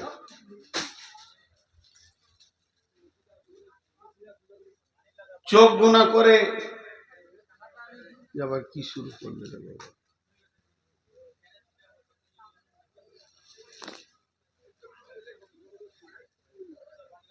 এবার ভেঙে গেল। আপনারা এই মুহূর্তে বিচলিত হবেন না, যে কাজই করছেন আস্তে আস্তে ধীরে সুস্থ করুন, বক্তা ডিস্টার্ব হচ্ছে।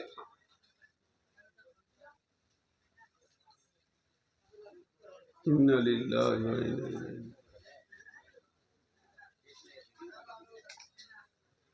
ইন্না লিল্লাহি ওয়া ইন্না ইলাইহি। এটা মাথায় এলো কি করে যে সবাইকে পানি দিতে হবে? এখন আমি বকছি, আমার জিভ শুকিয়ে গেছে সুগারের চাপে, তাই একটু করে পানি খেয়েছি। তো ওই রাগে আপনারা খাবেন না? ভাই ভালো লাগলো না। লোক উঠতে রয়েছে। আল্লাহ তাবারক ওয়া তাআলা এখানে কত সুন্দর কথা বলছেন দেখেন। ইয়া আইয়ুহাল্লাযীনা আমানুত্তাকুল্লাহ ইত্তাকুল্লাহ ওয়া কুলু কাওলান সাদীদা ইসলিহ লাকুম আমালাকুম ওয়া ইয়াগফির লাকুম যুনুবাকুম ওয়া মান ইউতিল্লাহা ওয়া রাসূলাহু ফাকাদ ফাযা ফাওজান আযীমা। আল্লাহু আকবার। একটুকু মনোযোগ দেখ, একটুকু বেশি চাইছি না। বিচলিত হয়ে গেলেন, আর একবার একটুকু মনোযোগ দেন। আমার সময় শেষের দিকে চলে এসছে, একটুকু মনোযোগ দেন। আমি অনেক রুগী, খালি পেটে একটা মানুষের যদি 300-350 সুগার হয় খালি পেটে, তার অবস্থা কেমন হয় আপনারা বুঝবেন। আমি গত যে সিজনটা চলে গেল 1.5 ঘন্টার মধ্যে কোথাও বকিনি, খালি একটু বেশি বকে ফেলেছিলাম এখানে। যুগরে, আর আজকে বেশি হয়ে যাচ্ছে। আগামী বছরে ইনশাল্লাহ 1.5 ঘন্টার জন্য কেউ লাইতে যাবো না, হলে যাবো না, ক্লিয়ার কথা। তো একটু মনোযোগ দেন, এখানে আল্লাহ বলছেন, আমি বলিনি। ইয়া আইয়ুহাল্লাযীনা আমানু, হে ঈমানদারগণ। আল্লাহ একটা গোষ্ঠীকে দেখে বললেন, ঈমানদার দেখে বললেন, কুলু কাওলান সাদীদা, মাঝে বললেন ইত্তাকুল্লাহ।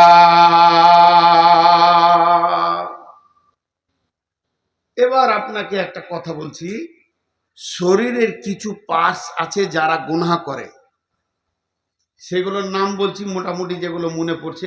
ব্রেন গুনাহ করে, লোককে কুবুদ্ধি দেয় আর কি। চোখ গুনাহ করে, 1 নম্বরে লেখে ব্রেন, 2 নম্বরে লেখেন চোখ, 3 নম্বরে নাক, 4 নম্বরে ঠোঁট, চুমু খাওয়া, 5 নম্বরে জিভ, 6 নম্বরে লেখেন আপনার কান, 7 নম্বরে হাত, 8 নম্বরে পা, 9 নম্বরে পেট, হারাম খাওয়া, 10 নম্বরে সরঙ্গা, নারী পুরুষ, এরকম একটা সিরিয়াল দিয়ে লেখেন। 1 2 3 4 করে সবগুলো লেখা হয়ে গেল। যে লম্বা করে দাগ দেন, কটা গুনাহ করে। চোখ ওই 2-3টা করে, হাত 1-2টা করে, সরঙ্গা 2-3টা করে, ব্রেন 4-5টা করে, দিল 2-3টা করে, পেট 1টা করে, হারাম খায়। এইরকম ধরনের কেউ 1টা করে, কেউ 2টা করে, কেউ 3টা করে, কেউ 4টা করে। কিন্তু যখন লিখবেন জিভ, জবান, তেমনি করে সোজা দাগ দিয়ে লিখবেন 163টা গুনাহ করে। বইটার নাম আফাতুল লিসান, লিখেছেন আব্দুল হামিদ ভাই, ফাইজি সাহেব মাদানি।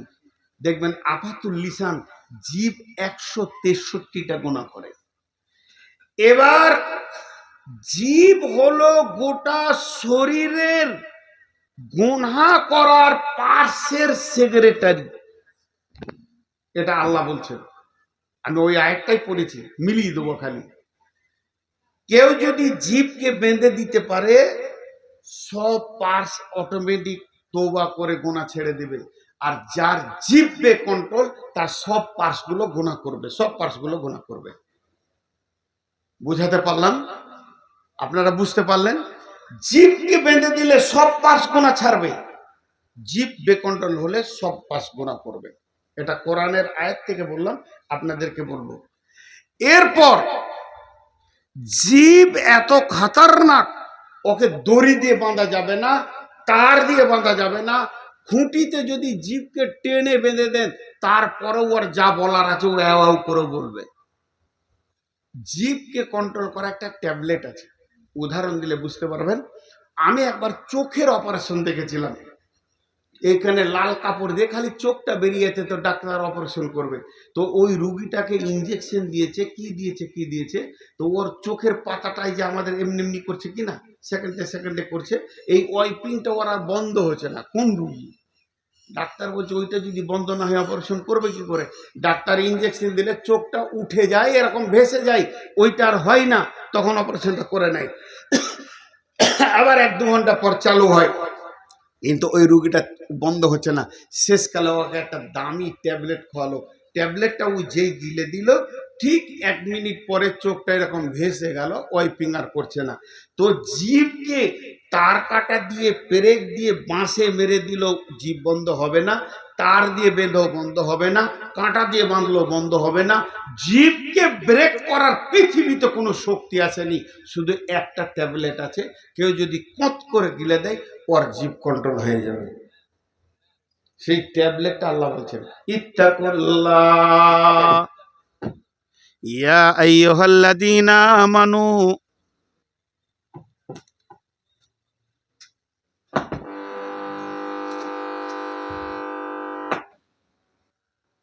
ইয়া আইয়ুহাল্লাযীনা আমানু, হে ঈমানদারগণ, আজকে আমি সারা পৃথিবীকে বলছি না, আমি আল্লাহর গোলাম, আমার জিভটা আমার আল্লাহ ব্যবহার করছেন। শুধু এইখানকার লোক যারা যারা বসে রয়েছেন সেই মা বোনদেরকে, বাপ ভাইদেরকে বলছি, আল্লাহ আমাদেরকে লক্ষ্য করে বলছেন, হে ঈমানদারগণ, ইত্তাকুল্লাহ, আল্লাহকে ভয় করো, ওয়াকুলু কাওলান সাদীদা, এবং সত্য নরম ভদ্র কথা বলো।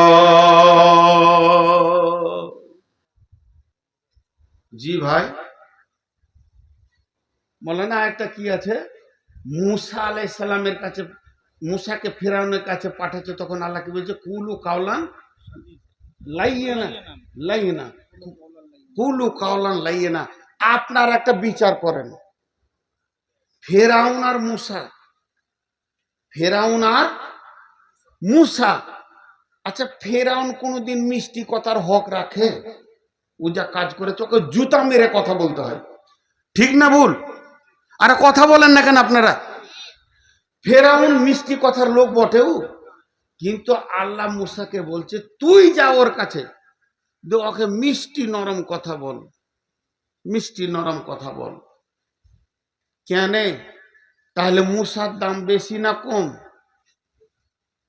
নিম পাতাকে যদি বড় লোকে জিবে লাইতো তেতো, গরিবে লিলেও তেতো, মাস্টারে লিলেও তেতো, মলবিতে লিলেও তেতো, আর ইমাম যদি লাইতে তো। আর যদি চিনি যদি একটা গরিব লাইতো মিষ্টি, বড় লোক লাইতো মিষ্টি, মাতাল লাইতো মিষ্টি। তা আল্লাহ বলতে চাইছে আমার দিন ইসলামে যারা আছে তারা কোনোদিন খারাপ কথা বলে না, এরা মিষ্টি, তোরা বুঝে নিবে। ফেরাউন দামি এটা নয়, মুসা দামি, মুসা জীবনে খারাপ কথা বলবে না। এখানে একটা মাতাল আমাকে খিস্তি করে গাল দিচ্ছে, তা বলে আমি পাল্টা খিস্তি গাল দিব? আমি ভালো এটা বুঝাবো তো, কুলু কাওলান লাইয়িনা, নরম ভদ্র কথা বলো। আর এখানে আল্লাহ বলছেন, ইয়া আইয়ুহাল্লাযিনা আমানু, হে ঈমানদারেরা, ইত্তাকুল্লাহ, আল্লাহকে ভয় করো। আল্লাহকে ভয় করো মানে তুমি যখনই জবানটা খুলছো জেনে রাখো তোমার জবানের দিকে আল্লাহর দৃষ্টি আছে। কুলু কাওলান সাদীদা, নরম ভদ্র কথা বলো। হাজি ভাই সত্য করে বলেন, এখানে আমার 4 চাকাটা যেছে, এটা বিরাট বড় কোটি কোটি কোটি টাকা সরকারকে যারা ট্যাক্স দেয়, ওই রকম বড় কোম্পানির একটা গাড়ি এই সাগরদিঘি রোডে যাচ্ছিল কোনো মাল নিয়ে, আর আপনাদের বয়ারের একটা মোটরসাইকেলওয়ালা ওর সঙ্গে লেগে গেছে। দোষ মোটরসাইকেলওয়ালার, তো ট্রাকের ড্রাইভারকে কলার ধরে নেমে উত্তম মধ্যম মেরে ওর হাড়াড্ডি ভেঙে দিলে, সারা তুই চিনিস এটা আমার এলাকা, মার দিয়ে দিলে। কিন্তু বুঝতে পারে নাই পর কোম্পানির গাড়ি, ও কোম্পানিকে বললে আমার মেরে শেষ করে দিয়েছে। কোম্পানির সঙ্গে সঙ্গে হসপিটালে ব্যবস্থা নিয়ে 3খানা বড় বড় কেস ঠুকে দিলে। যখন রাতে এসপি তুলে নিয়ে গেছে, কোম্পানি আছে, এসপি আছে, বড়বাবু আছে, আর কে আছে, ডিএম আছে, এসডিও আছে, তারা তারা কোটি কোটি টাকা ডলার সরকারকে ট্যাক্স দেয়, তাদের কেস সামালতে পারবি তুই? কলার ধরে টেনে নিয়ে গিয়ে যখন সাগরদিঘিতে বসিয়েছে, মানে থানার মধ্যখানে, আর মাঝে বসে আছে ওই একদিকে এসপি, একদিকে বড়বাবু, একদিকে কোম্পানি, একদিকে ডিএম বসে আছে, সবকে হাজির করে দিয়েছে। তখন ওই রকম চিল্লিয়ে কথা বলবে যখন ড্রাইভারকে মারছিল? ড্রাইভারকে মারছিল যেমন চিল্লাইছিল, ওখানে চিল্লাবে। ওকে বলছে কি হয়েছিল রে? গাড়িতে লেগে। চুপ করে কেন বলছিস? জোরে বল। গাড়িতে লেগে। তো মারতে হবে, এলাকা পেয়েছিস তো। ওর কথা কমজোর হয়ে গেছে, কেন? বড়বাবুর সামনে বসে আছে, তাই কথার ফলাও কমে গেছে। ওই জন্য আল্লাহ বলছে তুই কথা জিভ খোলার আগে খালি মনে করলে আল্লাহ আছে আমার জিভের সামনে, তোর ফলাওটা কমে যাবে, তোর ফলাও কমে যাবে। কেন? তোর জিভটা কোথা রেখেছি আমি জানিস? এইটা হলো এসপি, মাথার উপরে তোর মগজটা হলো আদালত, 2টা কান তোর হলো সিবিআই, আর 2টা নাক হলো সিআইডি, আর 32টা দাঁত হলো এখানে সৈন্য, আর তার মাঝে রাখি আছি আমি জীব। আদালতের ভিতরে, সিবিআই সিআইডির ভিতরে 32টা ফোর্সের মাঝে আমি জীবটা আল্লাহ বানিয়েছি। অতএব জীব যেন বেকন্ট্রোল করবি না। আর যখনই তুই জীব খুলতে যাবি একবার মনে করে নিবি আমার আল্লাহ আমার জীবের দিকে তাকিয়ে আছে। কুল ইয়া আইয়ুহাল্লাযীনা আমানু ইত্তাকুল্লাহ, আল্লাহকে ভয় করে জীবটা খুলবে। ওয়া কুলু কাওলান সাদীদা, মিষ্টি নরম কথা বলবি। আমি আল্লাহকে সাক্ষী রেখে বলছি, আমার বড় ভাই আছে, ভুল হলে বলে দেবে, সামনে সামনে মাইকে বলবে, আমি খুশি হব, আমারও শিক্ষা হয়ে যাবে। যদি কেউ আজকে রাতে নিয়ত করে আর জীবনে মিথ্যা কথা বলবো না, ফজুল কথা বলবো না, তা আল্লাহ বলছে ওর বিগত জীবনের গুনাহ মাফ। গুনাহ মাপের যত রাস্তা আছে এটাও একটা আছে। কি বলছেন আল্লাহ? কুলু কাওলান সাদীদা, যখন ভালো কথা বলবি দুটো তিনটে লাভ পাবি। এক নম্বর লাভ হচ্ছে ইসলিহিলাকুম আমালাকুম, ইসলিহিলাকুম আমালাকুম, তোর শরীরের যত পার্টস আছে জিভ কন্ট্রোল হয়ে গেলে ও তারাও কন্ট্রোল হয়ে যাবে, তারাও গুনাহ ছেড়ে দিয়ে লাইনে চলে আসবে। ওয়াইয়াগফির লাকুম যুনুবাকুম, এবং তোর জীবনের হাত পা চোখ কান ব্রেন পেট পা সরঙ্গা যা গুনাহ করেছে মাফ হয়ে যাবে। শুধু একটা আমল তুই নিয়ত কর, ইয়ার মিথ্যা বলবে না, হয়ে গেল তোর জীবনের গুনাহ মাফ। আর বাকি যত পার্স গুনাহ করছে তারাও কন্ট্রোলে চলে আসবে। ইসলিহি লাকুম আমালাকুম ওয়া ইয়াগফির লাকুম যুনুবাকুম, মাফ হয়ে গেল। তারপরে কি হবে শোন, তারপরে যে উপহারটা পাবি, তোকে আল্লাহ দুই হাতে করে একটা গিফট দেবে, দুই হাতে জড়িয়ে ধরে নিবি। সেই গিফটটা পৃথিবীর কেউ পাবে না। তুই সত্য কথা বলবি, জীবকে কন্ট্রোল করবি, তুই পেয়ে যাবি। সেটা কি? ওটা হলো ওমাইয়ুতিল্লাহ ওয়া রাসূলহু, আল্লাহর দেওয়া রাস্তা এবং রসুলের দেওয়া তরিকাকে তুই পেয়ে যাবি। আর ওই জিনিসটা আল্লাহ তোকে দেবে কিসের বিনিময়ে? জীবকে কন্ট্রোল করার বিনিময়ে। আর যখনই তোর গুনাহ মাফ হয়ে যাবে, আল্লাহ রসুলের তরিকা তখন পেয়ে যাবে। ফাকাদ ফাজা ফাউজান আযীমা, ইন্নালিল মুত্তাকিনা মাফাজা বলা হয়েছে, ফাউজান আযীমা বলা হয়নি। কিন্তু জীবকে যারা কন্ট্রোল করবে, ফাকাদ ফাজা ফাউজান আযীমা, সব থেকে বড় নিষ্কৃতি পেয়ে যাবে। কবরে আযাবের নিষ্কৃতি, হাসরের আযাবের নিষ্কৃতি, পুলসিরাতের আযাবের নিষ্কৃতি এবং জান্নাতের নিয়ামত পেয়ে যাবে। তোর মতো উপহার আর হাসরের মাঠে কেউ পাবে না। ফাকাদ ফাজা ফাউজান আযীমা। আর কি লিবেন গো? আল্লাহ আর কি দিবে? খালি তওবা করি, মিথ্যা কথা বলবো না, আর ফজুল কথা বলবো না, অতিরিক্ত কথা বলবো না, ভ্যাদ ভ্যাদ ভ্যাদ ভ্যাদ ভ্যাদ ভ্যাদ করে বকবো না, শুধু জিভকে কন্ট্রোল করবো।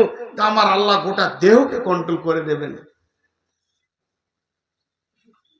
মানুষের চোখ হলুদ, হাতের তলা হলুদ, পায়ের তলা হলুদ, জিভ থুতু ফেলছে তো হলুদ, পোঁটা ফেলছে তো একবারে গাঢ়া হলুদ, পেচ্ছাপটা হলুদ। রোগটার নাম কি? রোগটার নাম কি? জন্ডিস। তো হলুদটা কি করে শেষ হবে? সাদা রং মেরে দেবেন গোটা গায়ে, মিস্ত্রি ডেকে দামি রং মেরে দেন তো রোগ চলে যাবে? জি না। ডাক্তারখানায় গেলে ডাক্তার চোখের ওষুধ দেবে না, হাতের ওষুধ দেবে না, পেশাবের ওষুধ দেবে না, থুতুর ওষুধ দেবে না, পুঁটার ওষুধ দেবে না, গাছে হলুদ হয়েছে ওষুধ দেবে না। পাকস্থলিতে ওর জন্ডিস নামে জীবাণুতে আক্রান্ত করেছে তার ওষুধ দেবে। যখন ওষুধটা পাকস্থলিতে যাবে, জন্ডিস নামে জীবাণুটা যখন মরবে, ওর হাত পা গলা আস্তে আস্তে সাদা হয়ে যাবে। তেমনি জীব যদি বেকন্ট্রোল হয়, গোটা হাত পা হলুদ হয়ে বেকন্ট্রোল হবে। যেদিন জীব কন্ট্রোল, হাত পা সব আস্তে আস্তে কন্ট্রোল হয়ে যাবে। শেষ। এক জায়গায় মেডিসিন মারবে তো সব শেষ। কিন্তু আল্লাহ কি বলছেন? বিসমিল্লাহির রহমানির রহিম। ওয়াইলুল লিকুল্লি হুমাযাতিল লুমাযা আল্লাযী জামাআ মালাহু ওয়াদ্দাদা ইয়াহসাবু আন্না মালাহু আখলাদা। চারটা গুনার কথা বললেন, চারটা গুনার কথা বললেন আল্লাহ। যারা মানুষের পেছনে কথা বলে কষ্ট দেয়, সামনে সামনেও কথা বলে কষ্ট দেয়। পেছনে গীবত করা যেমন গুনাহ, সমাজে সামনে সামনে অপমান করা ওই রকমই গুনাহ। অপমান একটা মুসলমানের ইজ্জত আর একটা মুসলমানের জন্য হারাম, তাকে বেইজ্জতি করা হারাম, তার ইজ্জতকে হরণ করা হারাম। মানুষের মালকে লুট করা যেমন হারাম, মানুষের ইজ্জত লুটাটাও হারাম। আমি গাড়ি থেকে নামছি, ফট করে আপনি যে এমন কথা বলে, আপনি নাকি সুদ খান শুনছি, আমি যদিও সত্যি খাই তা আপনাকে সমাজে বলতে হবে? আমাকে আলাদা বলেন, একা বলেন। সমাজে অপমান করা হারাম। কিছু লোক আছে বলে আমি সামনে সামনে বলি, কাউকে ভয় করি না। তো ভয় তো করে না, যে বেঈমান সে করে না। ভয় তো ইমানদারের আছে, তাকওয়া তো ইমানের সঙ্গে সম্পর্ক। অনেক লোক আছে আমি সামনে সামনে বলি, কাউকে ভয় করি না। সত্য কথা বলতে আমার কোনো লজ্জা নাই, ভয় নেই, বলে না? আরে বলে কি বলে না? তো সব সত্য প্রকাশ, সব হালাল জিলিন প্রকাশ। তাই যদি প্রকাশ হয়, সত্য তো হচ্ছে বিবির সঙ্গে মিলা, হালাল হচ্ছে বিবির সঙ্গে মিলা, আর নেকি হচ্ছে বিবির সঙ্গে মিলন করা। তা বলে হাই রোডে করবি না মার্কেটে করবি? যে আমি কাউকে ভয় করি না, সত্য কাজ করব, হালাল করব, তো কাকে ভয় করব? সব হালাল প্রকাশ নাই। আল্লাহ কোরআনে বহুত জিনিস গোপন রেখেছেন। আলিফ লাম মিম, আলিফ লাম মিম র, কাফ হা ইয়া আইন সাদ। মহাসত্যের ভিতরে মহাসংশয় রেখেছেন আল্লাহ। তো এর নাম সাহস নয়, এর নাম হচ্ছে লুমাসা। হুমাসা, লুমাসা। পেছনে গীবত করে কষ্ট দেওয়া, সামনে সামনে অপমান করে মার্কেটে কথা বলে কষ্ট দেওয়া, দুজন সমান। আল্লাযী জামা মালাহু ওয়াদ্দাদা। আর যারা মালকে জমা করে, গুনে গুনে গুনে গুনে রেখে দেয়, ইয়াহসাবু আন্না মালাহু আখলাদা। আর তারা ধারণা করে আমার মাল আমাকে ছেড়ে চলে যাবে না। গুনাহ চারটা গুনেলেন। পেছনে গীবত করে কষ্ট দেওয়া, সামনে সামনে অপমান করে কষ্ট দেওয়া, আর গুনে গুনে গুনে গুনে মাল জমা করা, আর ধারণা করা আমার মাল আমার সঙ্গে থাকবে। এই চারটা গুনার একটাই শাস্তি, একই শাস্তি। ওই জন্য চারটা গুনাকে একসঙ্গে বলেছেন। আল্লাহ বলছেন কাল্লা লায়ুমবাদান্না ফিল হুতামা ওমা আদরাকা মাল হুতামা নারুল্লাহিল মুকাদা আল্লাতী তাত্তালিউ আলাল আফিদা ইন্নাহা আলাইহিম মুসাদা ফি আমাদিম মুমাদ্দাদা। আল্লাহ বলছে কখনোই নয়, এদেরকে হুতামা নামে জাহান্নামে দিব। হুতামা কি? এই হুতামাটা পেট্রোলের আগুন নয়, হুতামার আগুনটা ডিজেলের আগুন নয়, কিরাসিনের নয়। এটা হলো আল্লাহর প্রজ্বলিত আগুন। আল্লাহ জ্বালাবেন, আগুনটা জ্বলবে, এরই নাম হলো হুতামা। আল্লাতী তাত্তালিউ আলাল আফিদা।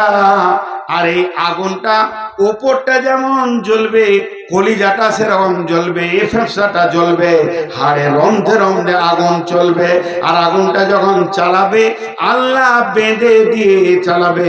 আর সেখানে বড় বড় খাম্বা রয়েছে, খাম্বাতে বেঁধে এই আগুনটা চালাবে।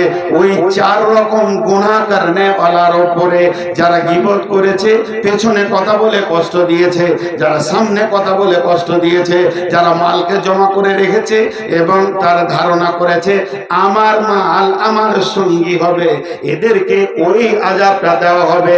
হুতামা নামে আগুনে দেওয়া হবে, সেখানে থাম্বাতে বেঁধে দেওয়া হবে।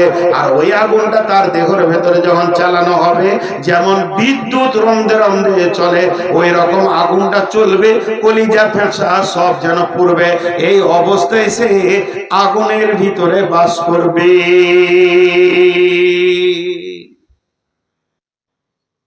ভাইয়া, যতটি লোক বসে আছেন, আপনাদের কাছে আমি 11 মিনিট টাইম নিলাম, 11 মিনিট, তাহলেও 2 ঘন্টা 10 মিনিট হবে। 11 মিনিট হাত দুটা ধরে বলছি আমি, মেহমান কেউ উঠিয়েন না, আল্লাহর হস্তে 11 মিনিট উঠিয়েন না, তারপর আপনারা স্বাধীন। 11টা মিনিট চাইছি, বেশি চাইনি, তার আগেও ছেড়ে দিতে পারি। তো আল্লাহর হস্তে বলছি, আজকে টোটাল যা বকলাম 1 মিনিট লাগবে, আমি ঘরে ধরে বলে দিচ্ছি যে আমরা আল্লাহকে পরোয়া করি না, তাওয়াক্কুল করি না, কিন্তু আমার আল্লাহ আমার পেছনে লিখেছে জীবকে বেকন্ট্রোল করলে আমি হিসাব রাখছি। আর জীব এত খতরনাক, সমাজকে শেষ করে দেয়, সব শেষ করে দেয়, বিচ্ছেদ করে দেয়। আর এই জীবের অপব্যবহারের কারণে মানুষ জাহান্নাম যাবে, জাহান্নামে তারা চলে যাবে, আর তারা হুতামা নামে জাহান্নামে জ্বলবে।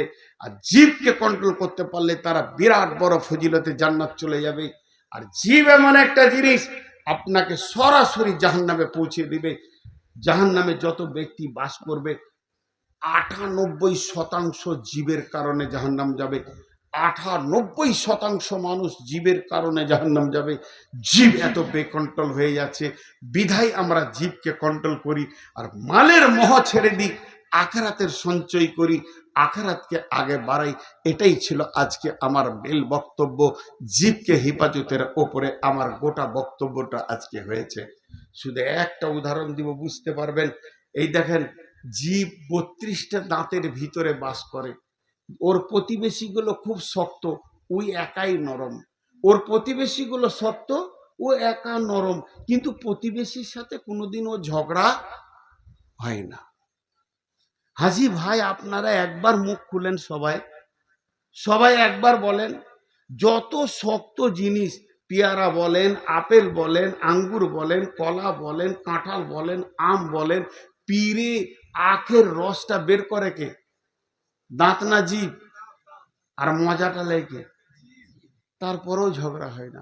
সারা জীবন মজা লুটলো, সারা জীবন ওরা বোকা বহে চলে গেল। কিন্তু কেন দাঁত ঝগড়া করে না, জীবকে কাটে না?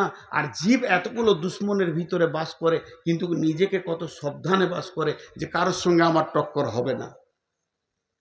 এত কথা বলছি, তারপরও সে নিজেকে এক জায়গায় সেভ করে রেখেছে, কিন্তু জীব কাটে না। তো জীবের একটা ভালো গুণ আছে, কি বলেন? প্রতিবেশীকে খুব ভালোবাসে, দাঁতকে খুব ভালোবাসে। কেন? দাঁতের ফাঁকে কিছু ঢুকে গেলে জীব বেচৈন থাকে। যতক্ষণ না মালটা বের হবে, জীব বারবার খোঁজ নিবে, বেরিয়েছে ভাই না বেরোয়নি। হাতকে বলবে, ব্রেনকে বলবে, তাড়াতাড়ি ব্যবস্থা করো, আমার প্রতিবেশী কষ্ট পেয়েছে, যে আমাকে খাওয়াই পিড়ে পিড়ে, সে কাঠি দিয়ে খুঁজবে, আবার জীব খোঁজ নিবে বেরিয়েছে কিনা। যতক্ষণ না মালটা বেরোবে, জীব শান্তি পায় না। প্রতিবেশীর কত হৃদয়বান জীব, এই জীবের কাছ থেকে জ্ঞান নিয়ে যদি আমি প্রতিবেশীর প্রতি হৃদয়বান হয়, তোর প্রতিবেশীর ডাকাত, চোর, লম্পট, খুনি হতে পারে, আপনি শান্তিতে পৃথিবীতে বাস করবেন জীবের মতো। কারো জীব যদি কন্ট্রোল থাকে, পৃথিবীতে সে শান্তিতে বাস করবে ইনশাআল্লাহ, তার কেউ কিছু করতে পারবে না। সে যত দুশ্মন থাকুক না কেন, তাকে আল্লাহ শান্তিতে বাস করাবে। জীব এমন একটা জিনিস।